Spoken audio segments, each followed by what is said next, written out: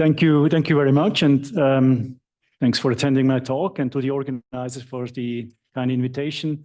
I really like this cool introduction before it really loosens up everything, and I would like to say, as before, that my goal here is to attract your attention to stochastic particle methods. As you said, it's somewhat related to lattice Boltzmann methods. I mean, all of you know probably DSMC. DSMC is a method to solve the Boltzmann equation, and I think you can link everything in different ways. So I would like to mention also my co-authors. This is Kyung-Sun Chung, Fai Fai, and Hossein Gorji, who contributed to different parts of that, what I will present next. Good. So the basis for, and actually that's what I'm talking about, the basis for plasma flow calculations is the Vlasov-Fokker-Planck equation. So without the Fokker-Planck part in it, it is collisionless, and the Fokker-Planck part in the Vlasov-Fokker-Planck equation accounts for Coulomb collisions, and there are different drift and diffusion terms which are used, and here we use probably the most simple drift and diffusion combination in order to mimic Coulomb collisions. So this is what we are talking about today. And the goal is really to come up with an algorithm to evolve computational particles. Actually, this is the difference to lattice Boltzmann methods. The distribution function is discretized by a set of particles in each cells. We have grid cells, and in these grid cells we have particles, and particles, they provide an approximation to the distribution function. And this is different. They're not just discrete finite number of velocities which are used. Here we can have arbitrary velocities and a finite number of particles. Okay, so the time step with which we evolve the particles is limited, and it's limited mainly due to the Coulomb collision frequency and also the gyration. The gyration is essentially an effect here which is due to the interactions with the magnetic field, essentially a result from Lorentz forces. So we can see then examples later. And this gyration frequency, gyro frequency, can be very high and limits the time step size in classical schemes. So here we would like to overcome that with a novel time integration scheme where we can show, at least under the assumptions which we made, the simplifications which we made, that we do not have to resolve the gyro frequency nor the Coulomb collision frequency. We only have to worry about the macroscopic field variation in time and space. Okay, so this is the Vlasov equation. You see I left open some space there because afterwards we will show the difference to the Vlasov-Fokker-Planck equation. The Vlasov equation is a deterministic equation, very similar to the Boltzmann equation, just without a collision term. And we can see it is evolving in a high-dimensional space, as we are very well used to. So we have this distribution function Fs is for the species. So we just think about an ion, deuterium, for example, and this evolves in the physical space. Try to use the pointer here. This evolves in the physical space, but then it also gets accelerated. So means it's nothing else than evolution in the velocity space due to the electric field. Here is the charge of species particle and the mass, ms. And then we have the Lorentz force, which is due to the external magnetic field. So here, instead of just writing curl as a B curl V, we basically translate that into a vector, matrix vector multiplication with this matrix here. This is equivalent. Okay, so now this system can now be solved analogously with considering a bunch of particles, as I mentioned before. So this distribution function F is now approximated by a cloud of particles, and the ensemble of these particles, let's say in a grid cell, we assume that we have some level of ergodicity, and that the particles in that grid cell, they represent that distribution function. And now we have to evolve the particles consistently, and the consistent evolution of the particles with the position x and the velocity u is basically governed by this system of ordinary differential equations. So it's very, very simple. Okay, that's without collisions. And now we add collisions, the Coulomb collisions.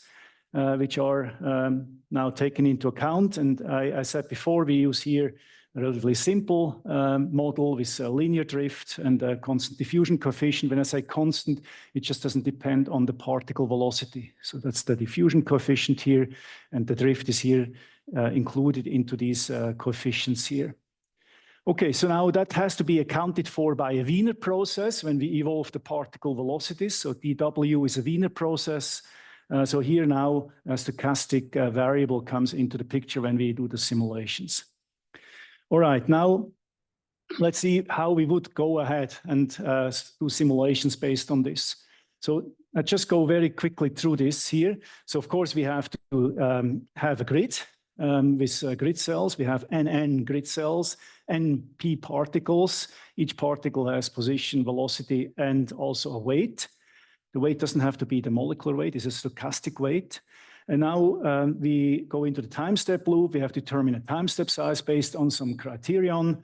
And we first estimate based on the macroscopic quantities, which is actually the bulk velocity. It is the ensemble velocity, the temperature, the ensemble temperature, the magnetic and electric fields at that location, also the friction coefficient. These are macroscopic quantities. And they have to be estimated at the particle position, at the starting position here. Oops, sorry. That was, okay. And now the estimate of the midpoint position is made. And at that midpoint, at the estimated midpoint, we again estimate now the macroscopic quantity just in order to get the more accurate integration. Then we go back at the starting position of the particle and do the full step. So and this is done for all particles, and then the macroscopic quantities are estimated again. So it's quite standard. So we first do this midpoint position estimate. Once we get better estimates of the macroscopic quantities, we can compute the final position of each particle and also the final velocity after that time step. Now, again, if we do it naively, we have to really worry about gyration and Coulomb collision frequencies when we do the time step size selection. And this is now the goal, that we would like to avoid that. And therefore, the first thing we do is now we decouple this system. We don't decouple X and U, we decouple the individual components in the different coordinate directions. Okay, and the matrix which couples the different coordinate directions is this tensor B. Oh, so we have to somehow diagonalize this tensor B. So that's what we are doing. We are doing a transformation. So this tensor B here is now diagonalized. Okay, it's non-hyperbolic in general. So we get complex eigenvalues and eigenvectors. So this R is the eigenvector matrix, beta is the eigenvalue matrix. It's diagonal, and now we can just multiply that system here from the left with R to the -1, and then we get the transformed system. Okay, that's now the transformed system. And again, I want to say that here we have to work in the complex with complex numbers. So these are not real numbers anymore. Okay, but the nice thing is with this system here, we can, if we, under the assumption that the macroscopic quantities stay frozen during a time step size, this is of course an assumption, I will get back to that. But if we have slow variation in space and time, let's say the variation of that of these macroscopic quantities is much slower, for example, than those due to gyration or due to collisions, then we can more or less work with this premise. Okay, so of course this has to be fulfilled. So, but if we have beta, alpha, and also gamma being frozen during a time step, then we can go ahead as follows. So this is our system, and now with these frozen quantities, we can easily compute the exact conditional expectation of the new velocity. So that basically is the new velocity at the end of the time step, conditional on the velocity at the beginning of the time step. And because the Wiener process term, it completely cancels out, because at every increment, the random number which comes from that term is completely independent. So it basically averages out to 0. So that's basically the exact solution what we have here. But that is just a conditional expectation. Now we would like to also compute what happens with the variances and covariances of velocity components. So therefore, we consider a perturbation epsilon at some time t prime in the time interval of the time step. And that perturbation which is introduced is going to decay at this rate here. Okay, that's basically this here. So it's just a decay time till the end of the time step, starting at t prime. Okay, now we can consider basically the contributions from this last term here, from this Wiener process term, as an infinite number of small perturbations, and the size of the perturbation scales with the square root of delta t, of dt, the infinitesimal time step. Okay, if we do that, then we can write everything as a Riemann sum. So you see that we have here the d, which is already computed before, this expectation. And then we have all these perturbations. We have now an infinite number of perturbations, each weighted with the sub-time step size, which is delta t over n, if we have n such sub-time steps. And each of them decays at this rate till the end of the time step. Okay, so we have here independent random variables. That's important. These random variables are Gaussian random variables with variance of 1 and a mean of 0 and are independent. Okay, I carried over, and now we are interested in the covariance, and therefore we can just take this expression for ui and the same expression for uj, multiply and take the conditional expectation of that, and then this is what we get. And the nice thing is, because all these random number variables here, they are independent, so when we basically take the average of their multiplications, they cancel out unless k and l are the same. Okay, that's why we are left with this very simple sum here. Otherwise, it would be, of course, much more complicated. Then, because this here is 1, we can now translate this Riemann sum into an integral. So this delta t over n is the dt prime, integrate from the beginning of the time step till the end of the time step. This integral can easily be solved, and we get here a symmetric matrix as an additional component.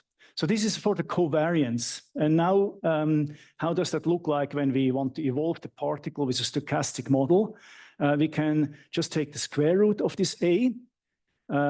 That's just when we diagonalize again and take the square roots of the eigenvalues in the eigenvalue matrix, the diagonal one. So that's done very easily. And we have here again Gaussian distributed random variable with independent components, with each having a mean of 0 and a variance of 1.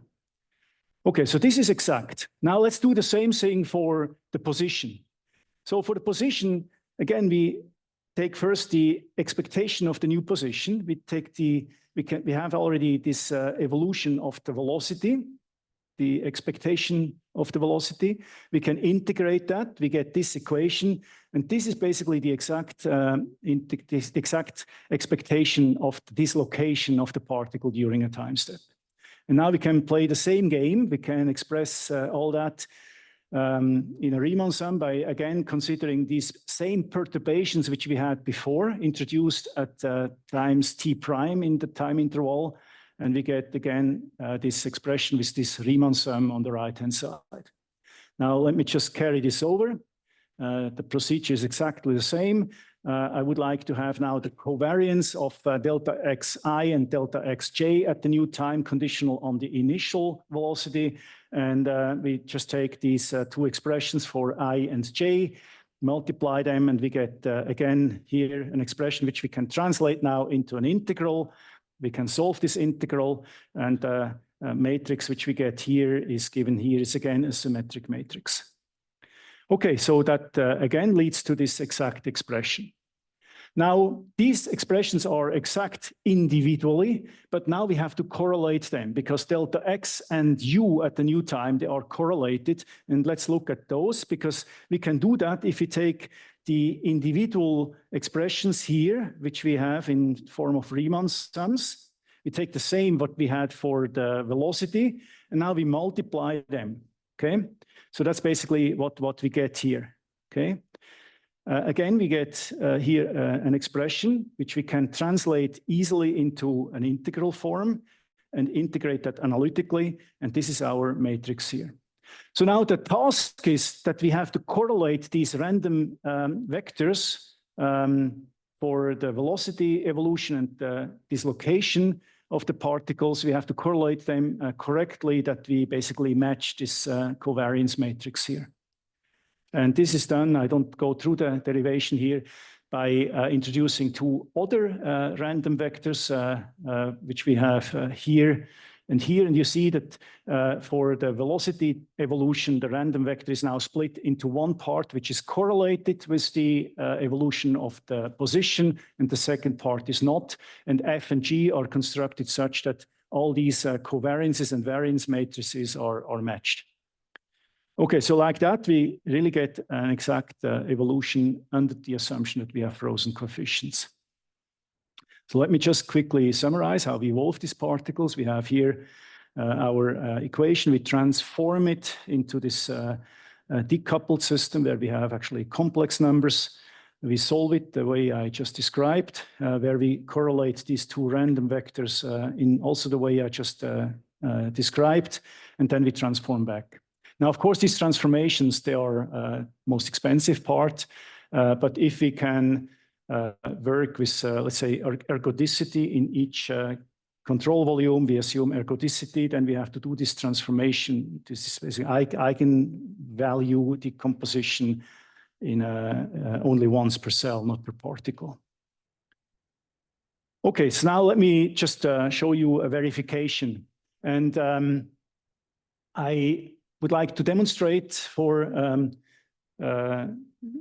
ergodic system. So it's essentially, yeah, ergodic or homogeneous, however you want to call it.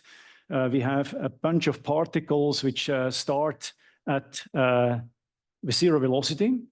They are exposed to external fields. And then we are evolving. Actually, you see it's a constant magnetic field, and we have actually also an electric field imposed. And so they get accelerated and deviated due to the Lorentz forces. And we look at basically the evolution of the energy of these particles. I must say that here we assume that the background energy, the background temperature is set. So that's basically a given, okay? So we are just looking at the integration scheme, which we just have presented. So on the right, we use a classical second order scheme, the Euler-Maruyama scheme, which we can see that for very small time steps, we converge to a solution. That's the line. When we increase the time step size, and actually the size of the time steps can be seen by the distance of the symbols on the t-axis, we can see that we see very strong deviations. Even for relatively small time steps, we can see that it's deviating significantly from the reference. While for the other scheme, we get an exact match, whatever time step size we take. So it's gonna, because here these conditions of a constant macroscopic quantities that is given here. So this is essentially a verification. I can show that also here for the covariance of the dislocation X and U. Also here we get, for any time step size, we are always spot on the reference curve. And in the case of the classical scheme, we see a deviation if the time step size is not super tiny. Okay, so obviously this is potentially beneficial. If we can take larger time steps, that means less work.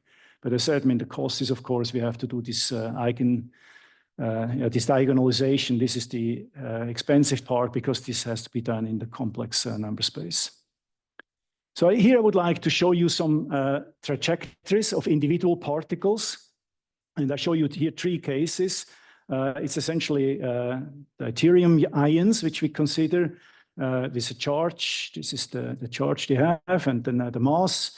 That we assume a background temperature of 500 kelvins. We have an external electric field, which is aligned in the x direction. And then we have zero background velocity. So the ensemble in which this particle evolves is zero. We have this friction coefficient here that basically tells us how fast it's basically relaxing towards this background temperature, background velocity, and we are looking at the time period between 0 and 30 nanoseconds. Okay, the first case is without external magnetic field, so this is simple linear acceleration, except for the collisions. So if it was without collisions, it would be just a straight line. Particle initially at rest gets accelerated by the electric field and ends up here. Now, with the collisions, we get, of course, also some dispersion. That's basically mimicked here by a cloud of particles. Now here, whether I take 1,000 time steps to arrive at this picture or just one time step with the new scheme, it doesn't matter. We get statistically seen exactly the same accuracy. Then we go to the next case. Here we have a magnetic field now perpendicular to the electric field. So the particle initially being here at rest, it's getting accelerated by the electric field. Now the Lorentz force kicks in because now there is a velocity. It basically pulls the particle in this direction here. And that gives us this curve. And that's the drift, which is very well known. Besides the drift, we have this gyration motion, which is not a linear motion. It's, as I said, like the name says, it's basically a gyration motion. And again, we could take here 1,000 time steps, or we can do everything in one time step. We get the same accuracy. So the scheme which we just went through gives us or guarantees us that we get the exact solution here because we keep the magnetic and electric fields constant. Now we just make the case a bit more complicated. We now have a line, so the B and E are misaligned by 45 degrees, not by 90 degrees. Again, the particle here starts and gets accelerated, and then as soon as it has some velocity, the magnetic field has an effect due to the Lorentz force. And again, we get, after the time of 30 nanoseconds, we get here a cloud.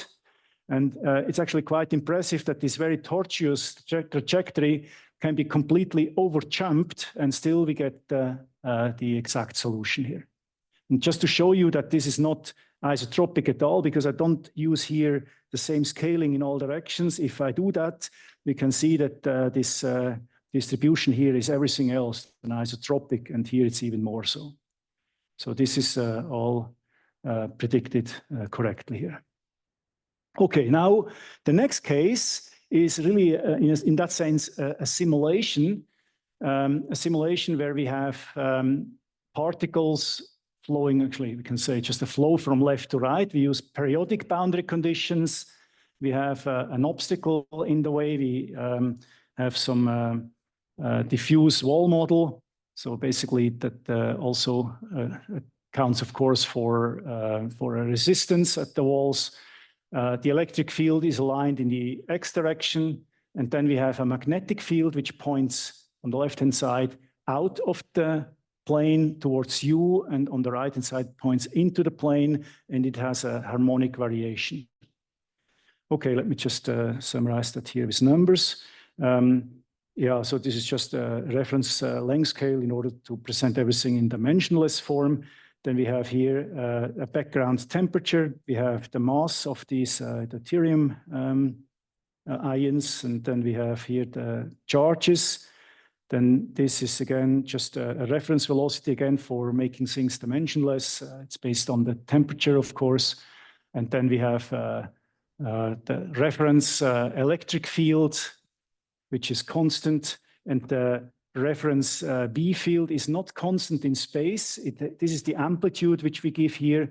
It is basically a sinusoidal function in the X direction. This is basically seen here. Okay, so the drift is a linear function of the individual particle velocities. That's what the linear Fokker-Planck model tells us.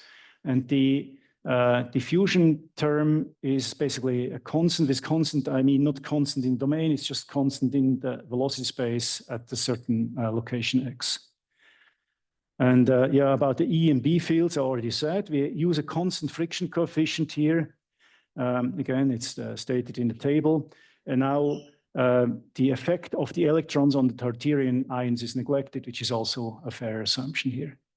So now obviously, what we expect when we have here a magnetic field pointing out of the domain, we expect that the particles which come in with a certain velocity here get basically deviated towards the bottom, and here it's doing the opposite. Okay? So therefore, we expect more flow going through this gap here than through that gap there. And actually, sorry, it's the other way. Yeah, no, that's right. That's right. So it's basically deviated down here. So now we can see simulations done with 5x5 grid. So it's ridiculously coarse on top left, then 10x10, 20x20, and 40x40. So the reason why this still makes sense, because the particles are still evolved individually. The only information it needs from the mesh are the estimates of the macroscopic quantities. For example, the mean velocity. That's actually the information it needs from the coarse mesh. Otherwise, the particles, they see the same thing, whether they are basically evolved on a finer mesh than on a coarser mesh. So now let's look at some numbers. We look at the average mass flow when we reach a steady state here. And the established mass flow, it converges to, in dimensionless form, to 0.141. We can see that for the 20x20 and 40x40 grid. And we can see that even for the very, very ridiculously coarse mesh of 5x5, we get something which is not that far away as we may expect, given the coarsity of that mesh. So we can get with very coarse meshes very good first ideas. Okay, now this is all fine when we have not strongly varying external or macroscopic fields. But what if the B field and the E fields are spatially or temporally varying? This actually is the case here because the B field is not constant. The B field varies in the x direction, but it varies very smoothly. So now I would like to introduce an extension of that, what I presented, which does a correction of momentum and energy, which is very important. For example, if you have many, many revolutions that we're not basically getting out of some bounds. And I would like to start here with case where we do not consider Coulomb collisions. So I will talk about Coulomb collisions after this. So first I would like to talk about this extension of the scheme without taking the Coulomb collisions into account. Okay, so we would like to correct this change of the velocity, okay, such that certain constraints are fulfilled. For example, momentum and energy have to be conserved. And I just show it here again in the pseudocode. It's very, very similar to what I presented before. The first thing what we do, we express the electric field as minus the divergence of, as minus the gradient of some potential. Okay, we can easily do that, of course. And then we know that if we use a constant electric field for one time step, which is of course an approximation because now this electric field changes during the time step because of different positions and different times. But if we use a constant field, then this condition should be fulfilled. If I have the dislocation new position minus the old position, so this dislocation vector, the scalar product of that with the electric field vector, which I use for the integration, that must be consistent with the potential at the new location minus the potential at the old location. Actually, it's minus that. It's the, okay, sorry. It's the potential at the old location minus the potential at the new location. Okay, so this is like a constraint which we would like to fulfill. And based on that, once we have a first estimate of this new position, where we can extract a new potential, we can correct this E field exactly in this way, that this is fulfilled. So we do an additive correction to the E vector, which we use for the integration. So this is this correction here. And then, of course, if we redo the integration, it changes again the new position and therefore also the new potential at the end of the time step. So we have to iterate. So we have to iterate a few times. And either we iterate until we fully converge or we stop at some point. And then at the end, we do a correction of the Hamiltonian. So we would like to make sure that energy is preserved. And we do that by multiplying the velocity with a factor in order to correct the kinetic energy at the end, that the total energy is conserved. Okay, so I would like to quickly present this. And first, I just repeat kind of what I already did. I repeat the thing which I did before with a constant magnetic and electric fields. On the top here, we have a lower gyro frequency. Here we have a higher gyro frequency. Ignore the plot on the right. It's more important are the left ones. And the left column is basically using the Boris scheme, which is very established. It's an established scheme for such integrations.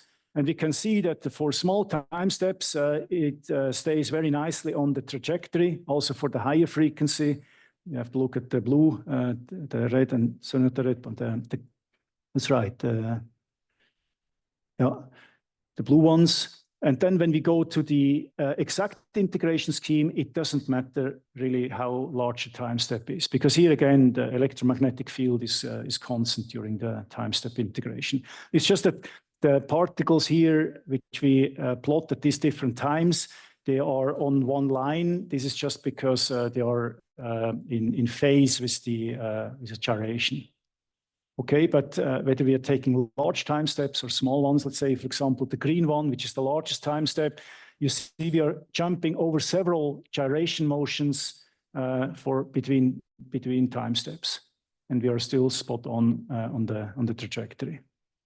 And these time steps cannot be taken with the classical scheme. So now we go to that, what we actually talked about, to the case where the B and E fields change spatially. So the B field still is directed towards you or just perpendicular to the plane. The E field is in the plane, but it's radially pointing out from the center. And it basically declines as far if you basically position yourselves further away from the center. So it basically decays with a distance, is 1 over the distance squared from the center. Okay, so we have here exactly that scenario. And again, here on the left, the Boris scheme was employed for very small time steps. We get very, very accurate solutions. The Boris scheme has proven to be very valuable. I must say that for each time step, the Boris scheme is, of course, cheaper, because this whole thing with the diagonalization does not have to be done, doesn't have to work with complex numbers. But on the other hand, we can have here much, much larger time steps, and we are still here very nicely in bound. This is after many revolutions. So this is very important that we are not leaving this torus after even hundreds or thousands of revolutions.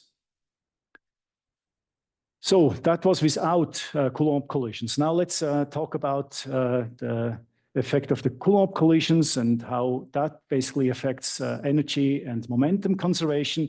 And I must say that what I present here, we didn't do the verifications yet. This is just the theory part. Basically, you can see that as a kind of work in progress.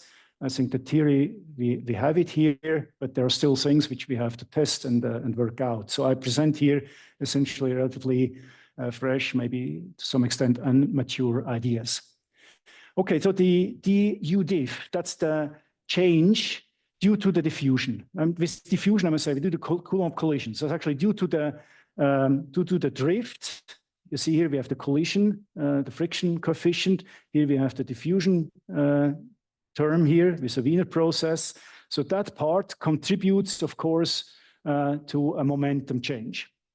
Now, because these are collisions, interactions between particles, the momentum which is lost by one particle has to go to some others. So overall, we want to have momentum conservation. But it's not given locally. And it's also not enough if we just say that globally we would like to correct it, because the domain might be very, very large. So the idea which we are following here is that we are trying to satisfy this in a weak form. So again, let's say this is the momentum change of particle P due to the diffusion.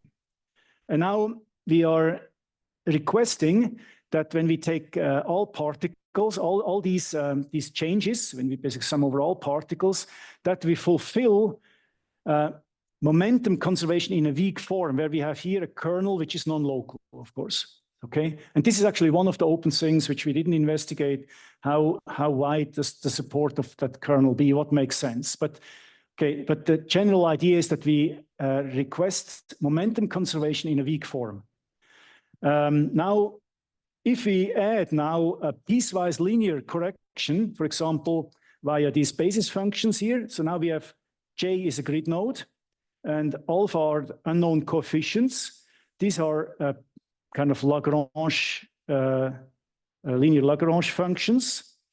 So we have basically piecewise linear corrections between grid nodes. And the alphas here, they have to be evaluated. And now if we request that this weak momentum conservation is 0, actually it is fulfilled, that we have weak momentum conservation, that this expression is 0, then we can just write this here in form of a system. Actually, it's very, very simple. The right-hand side, for example, is just the sum over all p's with the weights here, these kernels multiplied with the changes due to the diffusion. That's the right-hand side. And the rest here goes into the matrix A, except for the coefficients alpha. So therefore, we get this system here, which we can solve now for the coefficients alpha in order then to do the momentum correction. Okay, so that guarantees a weak form of momentum conservation. I mean, ideally, if everything was perfect, we wouldn't have to do that, because then the momentum conservation should be given. This is just to make up for some numerical discrepancies, and they always are there. Now for the energy, we can do something similar. We actually start in exactly the same way. Now this delta P is now the energy change of particle P due to diffusion. We can do exactly the same thing, and we get also here these coefficients alpha by solving this system. But now if we are now adding energy, we are messing up with the momentum. And so we have to do it in a different way. Before it was essentially additive. And now we would like to adjust for the energy by scaling the fluctuating components of the particle velocities with a factor. And therefore, we are considering a cell. Okay, now we go into individual cells. In each of these cells, we can add up all these correction contributions which we computed. Okay, that's basically this here. We are just considering the particles which are inside of that cell. So that's now the whole contribution of the energy correction summed up in that cell. And now just carry it over to the next page. And here we would like to scale the fluctuating velocity parts of the particles in that cell with a factor R, which is the same for all particles in that cell, such that this scaled velocities give us the same energy as the unscaled velocities plus this correction. Okay, and again, with this here, we can easily derive, we can just resolve for R, it's very simple. And this is basically the expression which we have to use in order to get R. And with this R, we can rescale the fluctuating parts. And like that, we don't mess up with the momentum, because we are just scaling the fluctuating parts and not the other part of the velocity of the particle velocities. Okay, but as I said, I mean, this is now just what we plan to do. We haven't done any verification of this, and we haven't discussed how wide this kernel support should ideally be, how sensitive the results will be on how we choose this kernel support. But again, if everything was done numerically perfectly, we wouldn't need this correction. This is just to make up for some numerical errors, which are always there. So I'm already coming to my conclusions. So in my talk, I talked about the Vlasov-Fokker-Planck equation, which is solved with particles. Typical time integration schemes require very small time steps because of collision frequencies or gyration. Gyration is, of course, the case when we just talk about the Vlasov equation. With the Vlasov-Fokker-Planck equation, also collision frequency has to be taken care of. And now we have shown that for constant macroscopic fields during a time step, And if you use a linear collision model in the Fokker-Planck method, then we can derive an exact integration under these conditions, statistically exact. So it's quite impressive that the tortuosity of particle paths can be captured with very large time steps. This is because we are working in a complex domain and then just transform back. And I think I've shown that the solution algorithm is very accurate, even for very, very coarse spatial temporal discretizations. One has to mention here again that per time step, there is a cost because of this diagonalization, which certainly costs much, much more than, for example, if you do the time step with the Boris scheme. And for non-constant electromagnetic fields, momentum and energy conservation can be enforced the way I described, first without Coulomb collisions and afterwards with Coulomb collisions. So, and I see that I'm done now, and I thank you for your attention. I would be very happy to answer questions.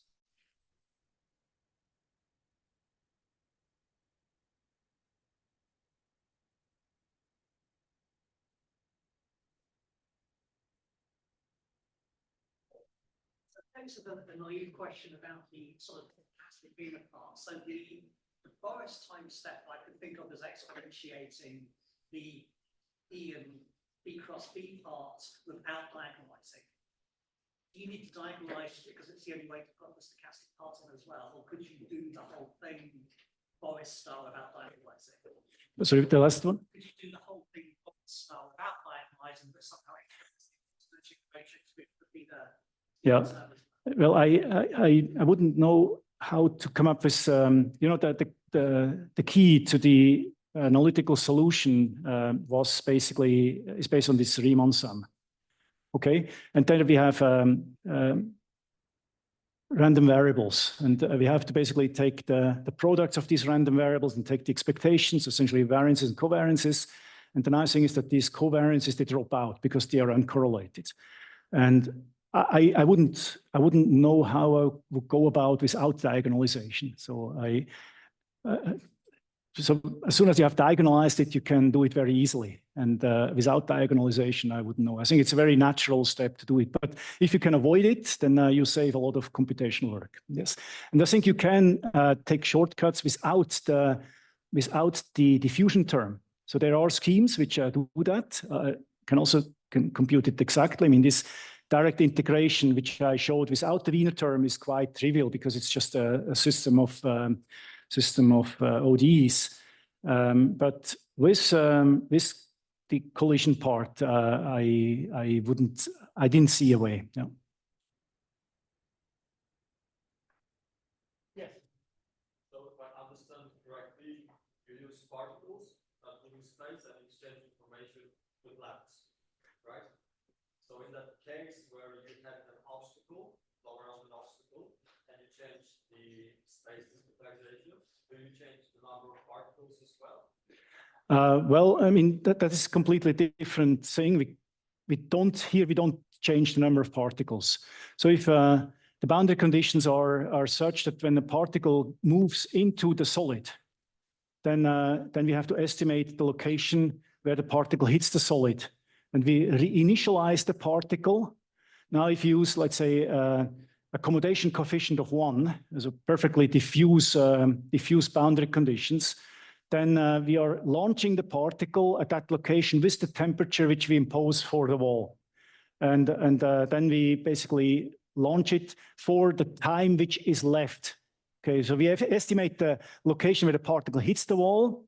We estimate also the time when it hits the wall, and the remaining time is then used for evolving the particle. We can say it's a new particle, it's the same particle, just reinitialized at that location for a time which is just the remaining of the time step. And then, of course, if you have different accommodation coefficients, then you can play around whether you can have a spectral boundary condition at the wall or some mix with some accommodation coefficients. Here we have accommodation coefficient of 1.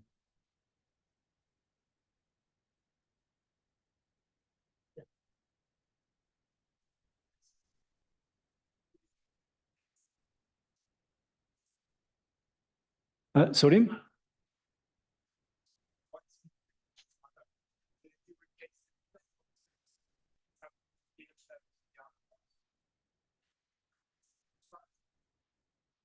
So whether I can use the,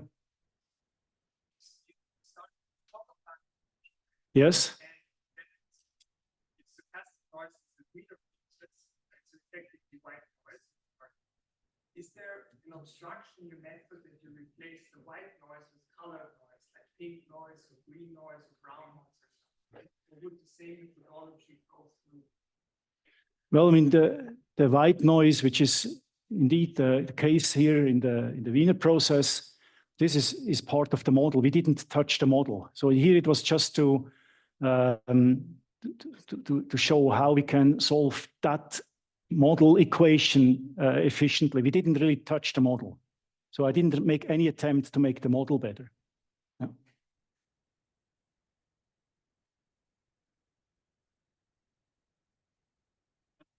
Question.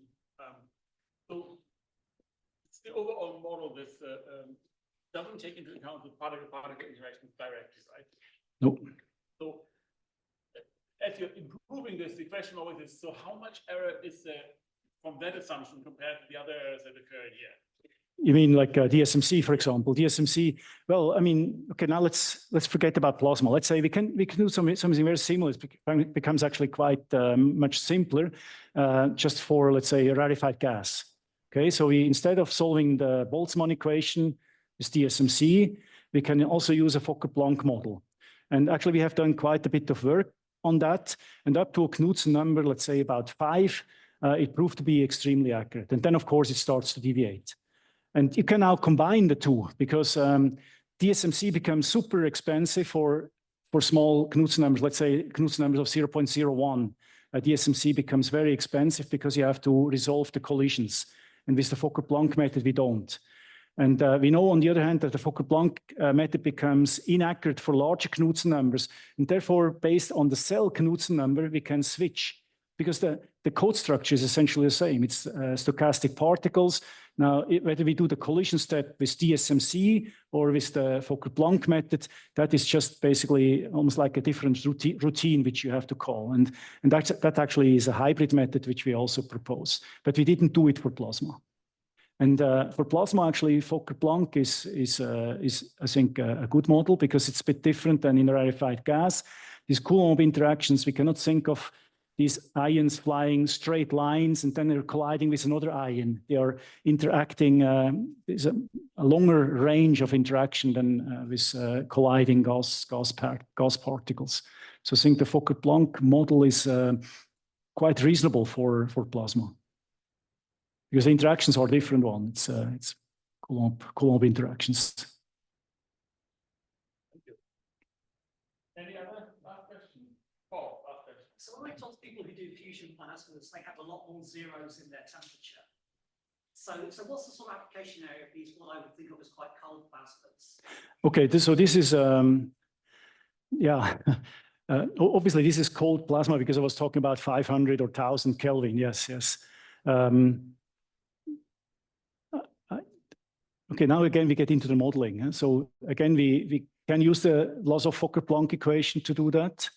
Now, at the moment, we don't have any interaction with the electrons. We just consider electrons being so light that they don't really affect the dynamics of the deuterium ions. We consider everything fully ionized. We don't have neutrals.